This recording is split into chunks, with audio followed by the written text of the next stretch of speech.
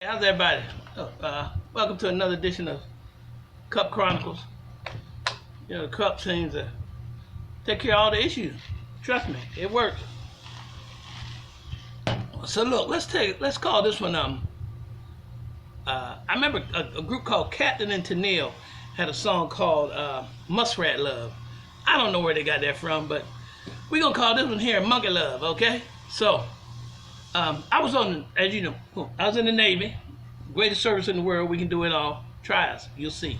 Anyway, it won't go well. But look, on to the story now. I got on Carl Vinson. That's a aircraft carrier. It was just built and commissioned. It was doing a world cruise. So I jumped on it when it was Hawaii. It was doing a world cruise, and we got to the Philippines, right? So when we got to the Philippines, and I'm gonna tell you, back then, if you could do a Westpac cruise, the Philippines was one of the absolute greatest places you could ever want to stop.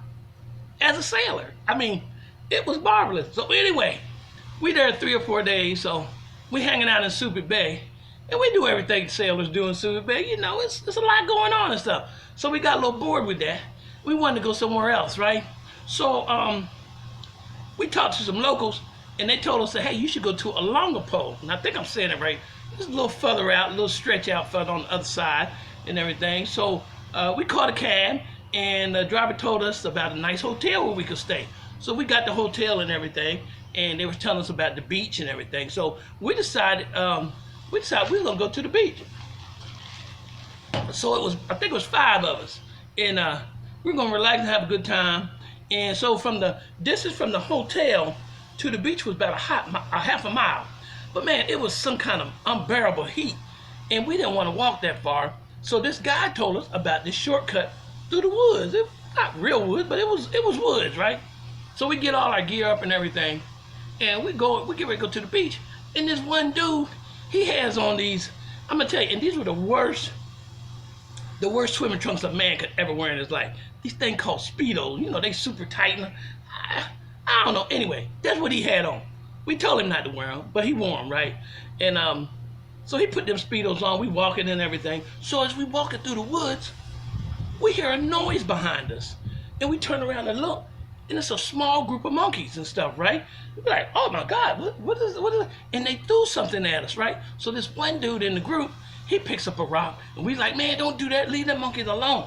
He threw the rock, and he hit a monkey, and the monkey squealed and everything, and they ran back into the woods, right? We're like, uh-oh. I don't know what's going on, but we need to go and get on to the beach, right? So about less than a minute later, we hear a whole bunch of noise again. And it's the monkeys again. But this time, in the middle of them is a huge monkey. He had to be about 4.5 foot tall. And he was like making all kind of noise in his teeth. And these weren't the monkeys you see in the zoo.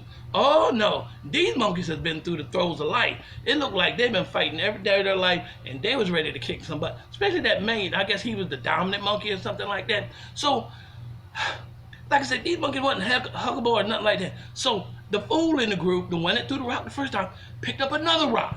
We like, man, before we could even tell him no, he threw the rock and he hit the monkey in the chest, and the monkey squealed. I mean, he gave a squeal like, I was like, oh my God, this is not gonna turn out well for us. We are gonna be in some big trouble here. So that monkey squealed and everything and stuff, and then next thing I know, he stood up completely up, and the other monkeys moved out of the way. Well, when he moved up, okay, you know how King Kong stands up and he does this thing when he beats his chest? That monkey done that. But you know what you don't see in the movie with King Kong? You don't see what's hanging below in King Kong. This monkey had something on him, and he looked like he was ready for action. Because, you know, all we saw was this hot pink thing hanging off the monkey. And we all looked at each other. It was just like a cartoon commercial. We all looked at each other. Hold on, wait a minute. I'm telling you, it's still bringing back bad memories. We all looked at each other, and we said, we got to go. So we started to run and everything, and we flying through the woods and everything, and we could see the beach, and we almost gonna get there, right? Well, that monkey, man, I don't know if y'all know about him, but this monkey, he like whoosh, whoosh. He closed those 30 yards. We had about 30 yards. He closed those 30 yards in no time at all. No time at all. Well, you know the guy with the Speedos on? Yeah, he was the slowest one in the whole group. And when he was running, his thigh hit a limb, and that limb kind of ripped part of his Speedo off, right? So now he trying to run and hold up his Speedo.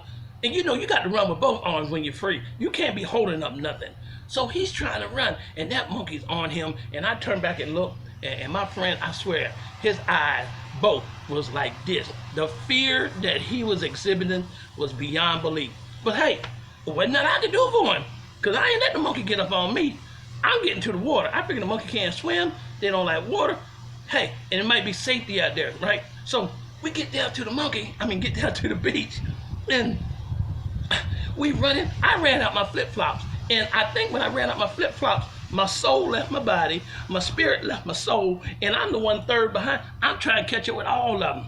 So eventually we make it to the beach, and we get there, and I turn around and look at the corner of my eye, and my friend who had the Speedos on, he did the worst thing you could do. He fell. He tripped and fell in the sand.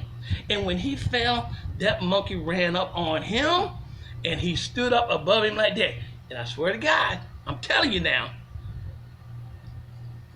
his thing had grew even bigger. This monkey was about ready to, he was getting ready to handle some business. I don't know what his real intention was, but the only thing I could envision was another species coming on this earth. Or maybe we were going to go back to the Darwin thing, where we did evolve from that. But he was getting ready to do some business, right? And my friend was laying in the ball, and he was cowering and stuff. I mean, this monkey, he didn't hit him or nothing. He would just look like, and the monkey stopped and looked at us. And we looked at the monkey, and the monkey looked like, yeah, I got one of y'all, and ain't nothing y'all can do about it, right? So like I said, I don't know what the monkey's business was at that time, but that monkey, he grabbed the end of that Speedo, and he just pulled it and ripped it right off. So now my friend laying on the beach, and he half butt naked with a monkey over top of him. This is true. I wish I could make this up. I'm not that good. But so I'm like, okay, this is the end. This is the end. I don't know what this monkey gonna do. But that seemed like an eternity. But then we saw this guy run up, and he had some kind of stick in his hand, and he yelled at something, and he said something to the monkey, and the monkey kind of just shivered, and he backed up a little bit, right? And he made the monkey actually lit and got away, right? And the monkey went back to the edge of the woods, and our friend kind of got up for a minute, and we went up there to him and stuff, and the guy said, why did y'all walk through the woods? You're not supposed to go through the woods. And the guy said, and we said, man, look, somebody told us it was a shortcut. He said, you know what? They was playing a trick on y'all. Them monkeys always messing with people. So when y'all go back, don't go back through them woods, because them monkeys, they're going to mess with you again, right? So we're looking at the monkey, and the monkey standing at the edge of the woods, and he's still posturing like, yeah, I almost had one of y'all. I'm going to catch one of y'all slipping. Y'all come back through here again. That was the way the monkey was looking at us. And I was like, man, this is some kind of really strange, right? So we stayed at the beach and enjoyed it. But our friend, he just sat there on his towel. He was so messed up. So we decided to go back, and we went the long way. He promised, he made us promise that we wouldn't tell nobody on the ship about what happened and everything. And you know, we all boys, so we like, yeah, we ain't gonna say nothing, right? So we made it back the next day and everything. And so, you know, on the ship, whenever you getting ready, anything changes, they always get on the loudspeaker and they make these general announcements and stuff. And so for the next day, the captain get on the loudspeaker, and he says, attention, all hands on deck. Anybody that's going over to the beach area and stuff, y'all be careful. Don't watch out for the monkeys, because they like to rip your drawers off and stuff. So don't be messing with the planet of the apes out here, because if you come back and you messed up, you're not getting on my ship. Our friend just knew. I didn't tell it. I don't know who told it, but the whole ship knew that this boy almost had a relationship with the monkey. Would it have been a new species? I don't know. But I don't play with wild animals. Hey, y'all keep it up. Keep doing what you're doing. It's another episode of Chronicles. And these are true stories. I'm not that good. Oh, my bad.